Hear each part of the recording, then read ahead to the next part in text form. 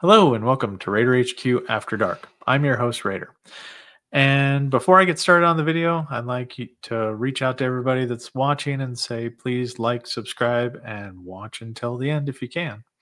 But in this video, what I wanted to talk about is I've gotten a few questions in the live stream, in my emails, and on some of the comments in the videos talking about their confusion about combat presumptives, specifically related to 38 USC 1154B. And what that actual USC says versus how it's implemented. So in this video, what I'm going to be doing is I'm going to be talking about what the code says. I'm going to be talking about what the VA manual says.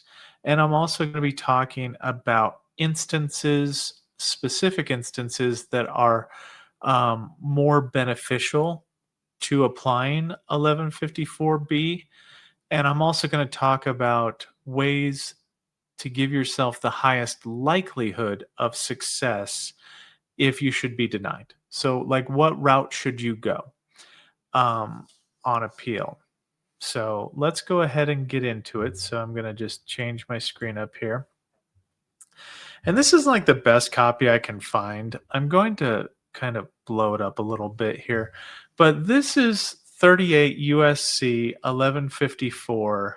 Now this is A, this is B. And we're going to do a little read along. In the case of any veteran who engaged in combat with the enemy in active service with a military, Navy, Air Force, space organization, that one's still a stretch for me. I'm not going to lie. That one kind of makes me internally, on its face, I'd have to question that. Of the United States during a period of war, campaign, or expedition. Now, these campaign and expedition are going to be something I'm going to talk about later, but the Secretary shall accept as sufficient proof of service connection of any disease or injury alleged to have been incurred in or aggravated by such service satisfactory lay evidence or other evidence of service incurrence or aggravation of such injury or disease. If consistent, now here's where we're going to get into all of this. Sounds great. This is where people start to get that idea of a presumption. It's where we get to this if, that the thought of presumption goes out the window.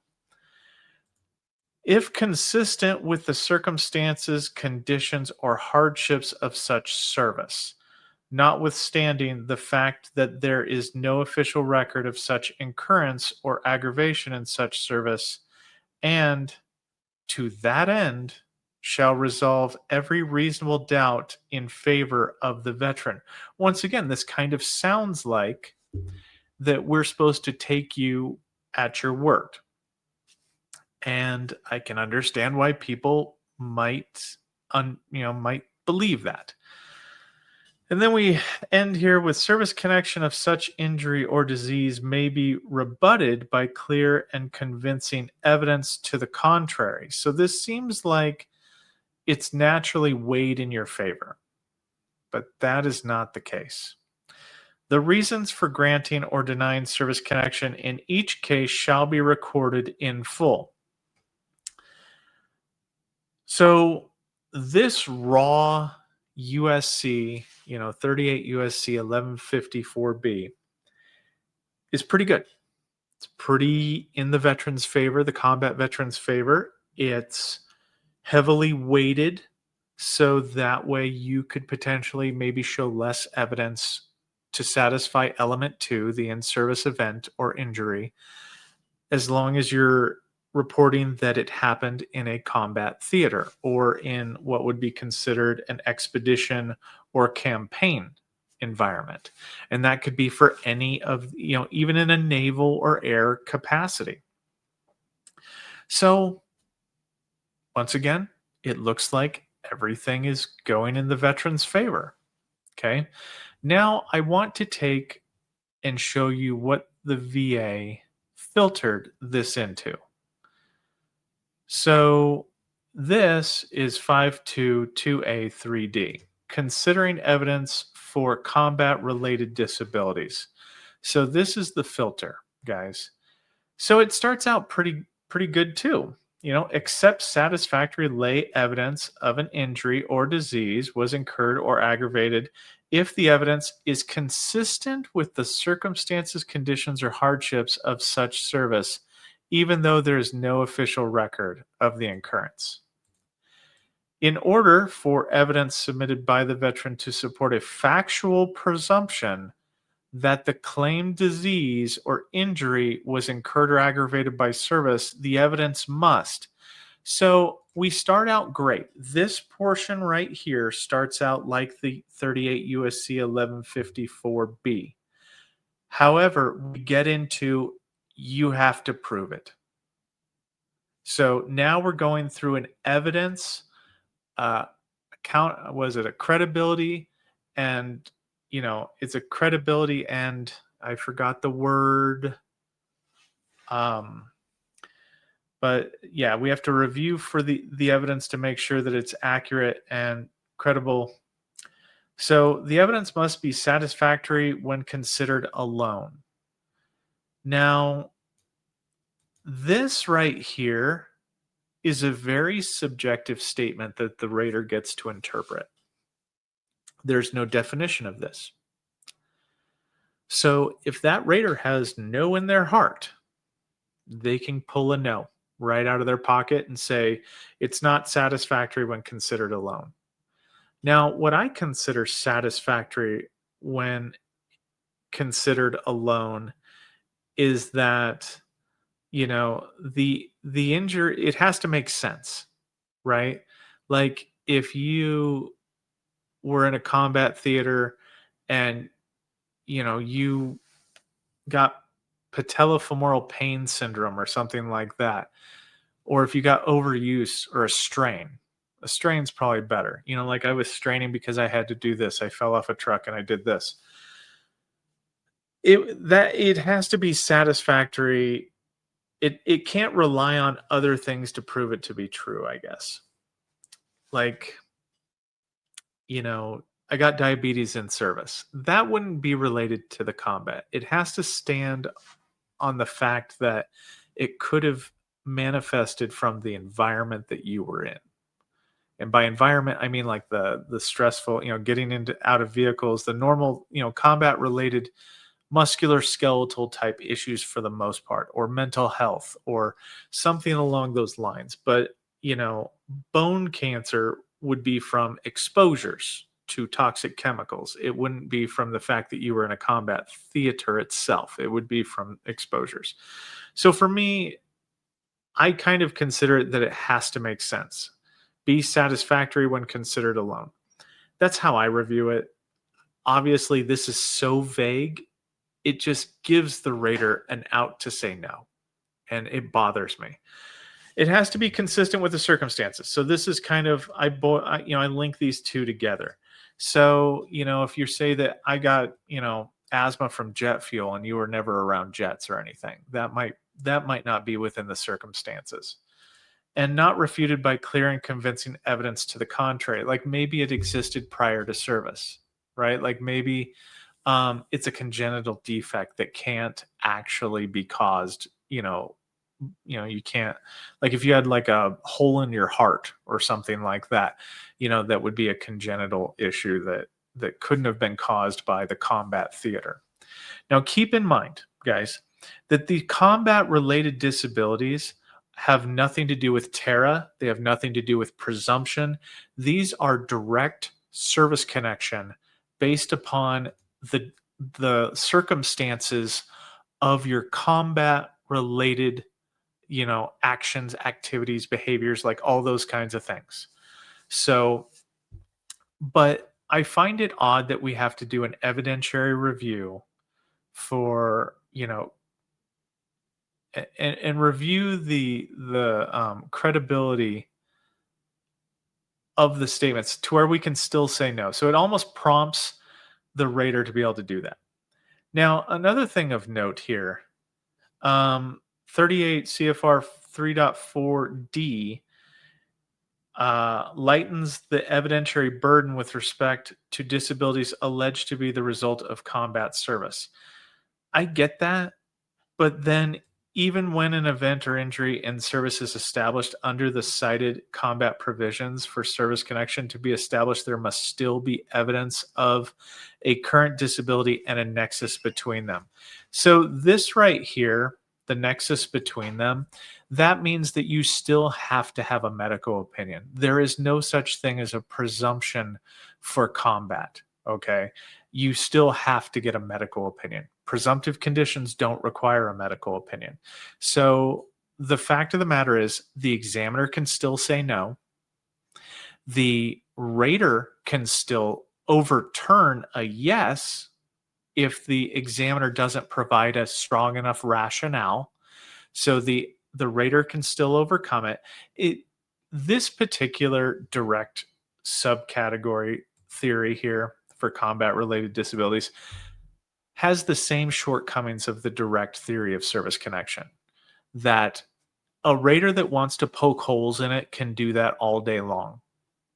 And as long as the rater writes out a sufficient rationale as to why they didn't, it didn't meet the evidentiary authenticity and credibility standards, then it'll hold up pretty much on a higher level review, unless the DRO, has personal bias the other way. Because technically the requirement is the rater just has to, if you come back here, they have to write it up. They shall be recorded in full. As long as they record their rationale for why they are denying it, typically the DRO shouldn't be able to fight it unless the rationale provided by the rater is lacking, right? So this is the like conundrum here. The rater's been given just enough information to be dangerous, right? This is completely in their wheelhouse to just decide random stuff.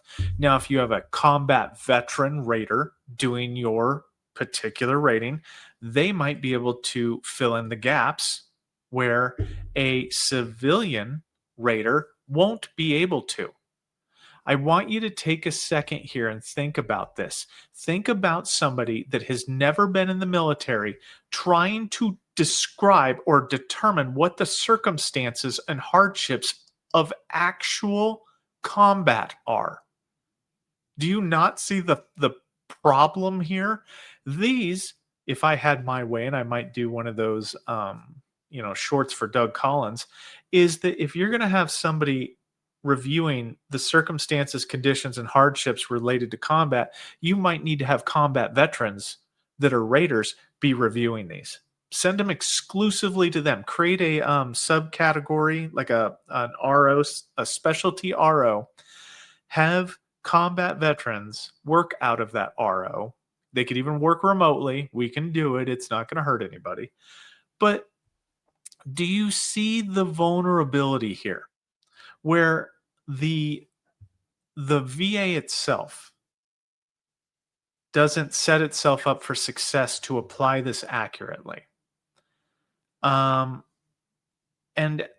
yeah, so you have two different barriers here. You've got the examiner barrier, who they have no clue what the circumstances and conditions and hardships of a combat theater are. So it's hard for them to mentally picture how that injury could have taken place. So that's the first vulnerability. The second vulnerability, and it's raining right now, which is weird. The second vulnerability is you have the rater, who might also not have a current understanding of the circumstances, conditions, or hardships of service. So combat veterans that file for this under the 1154B USC code to try to satisfy element 2 are at a drastic disadvantage, right? And they shouldn't be, right? It was specifically written so they shouldn't be.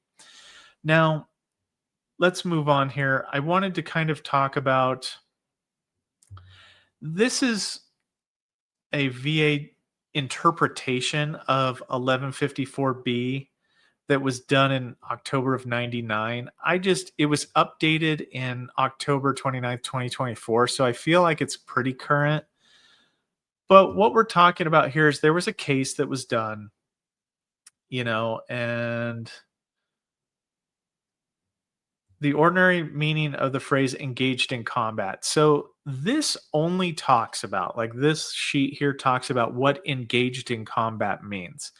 That is another separate fight that the combat veteran might need to have in order to get like this favorable viewing of maybe their lay testimony or buddy testimony. Sorry, it's thundering and lightning now. But their lay testimony or buddy testimony, because you can have it to where the actual raider might not agree that it was an actual combat environment. And it's really going to town outside, guys. Sorry about this. So, what they talk about is right here whether a particular statement in the service department records indicating that the veteran participated in a particular operation or campaign is sufficient to establish that the veteran engaged in combat with the enemy depends upon the language and the context of the records in each case. So, what this means is this is a case by case scenario, unless you have like a combat action badge or a combat action ribbon on your DD 214. If you were like in the Navy and you served in a campaign or something like that, you might have to do due diligence to go the extra mile to prove that it was a combat related environment. So I'm just pointing this out there for, just to give you the full scope of how hard it is to get, I want to say, get a seat at the table to even present this in an accurate way. And then when you do get all your evidence together to show that you had combat, that you had, that you're providing your buddy statements and your lay statements about, being injured in that theater environment, the rater can just undo it, or the examiner can just say, nah, no, not enough, no. And then what I wanted to point out is, I wanted to point out 38 CFR 3.304, direct service connection, wartime and peacetime. And I've been pretty doom and gloom on this because it says right here in the CFR, it's like talks about combat again. And it talks about, like, if you were to read this on its face, it seems really, really, weighed heavily towards the combat veteran. But there's a lot of stuff here. The one saving grace is the post-traumatic stress disorder. Okay. When we talk about, where is it here? It's 2. If the evidence establishes that the veteran engaged in combat with the enemy and the claimed stressors related to combat, in the absence of clear and convincing evidence to the contrary, provide that the claimed stressor is consistent with the circumstances, hardships of service. Sorry. This is the one instance. So PTSD is the one instance that the actual 38 USC 1154B is actually applied the way it should be. PTSD is the only situation. Sorry for the thunder. It's highlighting my frustration on this. But it's one of the few times that the actual 1154B is used appropriately, the way it was intended to in the CFR. The rest of the time, it's not. It's under heavy scrutiny. Like if you had a knee or a shoulder injury, it falls under drastic scrutiny. So, and then we talk about fear of hostile military or terrorist activity. This is also pretty much a quasi-presumptive stressor for PTSD, as long as you can show that you were in an area that had, I want to say, qualified areas that terrorists that have been recognized by the government at the time that you were there were in that vicinity. Then you could get the fear of hostile military or terrorist activity. But so, yeah. So, circling back around and just summarizing, there is no real presumption for combat. It still has to get a medical opinion. It still comes under the scrutiny because the rater's going to fall back on element 2 is not there, and I don't want to go out on a limb. Now, how can you strengthen it? How can you strengthen this particular theory in your favor? I would say adding, buddy statements that have the documentation for authenticity and credibility submitted with them. So, what I mean by that is, if you were in Iraq, your buddy was in Iraq with you, if they could submit something, what their statement is, witnessing you getting injured, and also providing evidence to show that they were in the same unit in the same country at the same time. I know a lot of people whenever they like their line medic or the medic that they saw, they'll want to do a buddy statement for them, but they have to show number one what their MOS is, so a DD-214 to show their MOS, and also maybe deployment records to show that they were in the same place at the same time. That would be powerful evidence for me. Like I would be like, wow, okay, whatever was said on both forms is good to go. Now, I can't generalize that to every single rater, but that's something that you can fight heavily on a higher level review because somebody would have to go, okay, they provided all the required documentation per the M21 manual for the credibility and authenticity of buddy statements. What caused you to discredit that buddy statement? Right? I would need, the DRO will need to see something powerful in contrary, like no, he wasn't in country during that period of time. But yeah, that's now the other thing that I was going to say is if you should get denied, right? One of the things that I might suggest is for you to maybe talk over wanting to go to the BVA, the Board of Veterans Appeals, rather than do a supplemental claim. You can try a higher level review if they discredited your buddy statements, let's say, for no reason. You could try that, right? Because they would have to defend why they couldn't meet the standard. But the Board of Veterans Appeals is a more favorable environment to the pure reading of the 38 USC 1154B, right? Because the way that the board is going to review this is they're going to review this part right here. They are not, because the board does not care what my manual says, right? It doesn't care about, this additional review and scrutiny.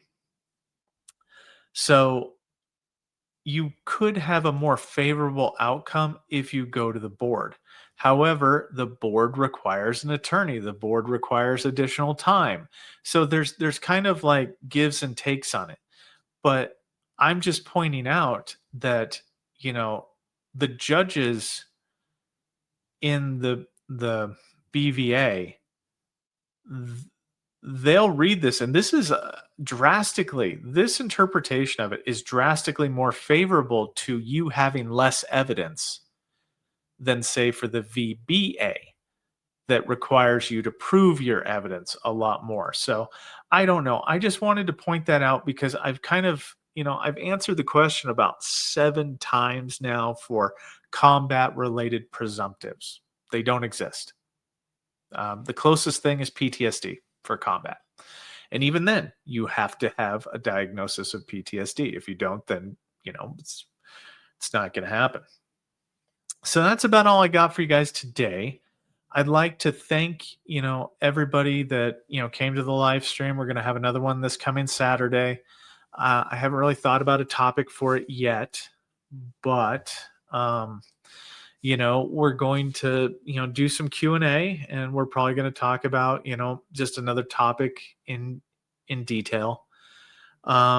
Other than that, I'd like to thank all the raters and the VSRs, all the members who have signed up. I'm trying to get the emojis for you guys.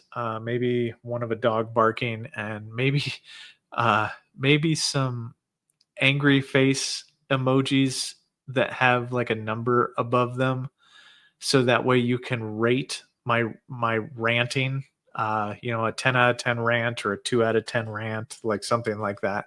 I just have to get the megabytes on the emojis down to the level that they want them to be. They want it to be a 1 megabyte kind of emoji, and for some reason the emojis that I made or that were made were um, more than that. So kind of weird.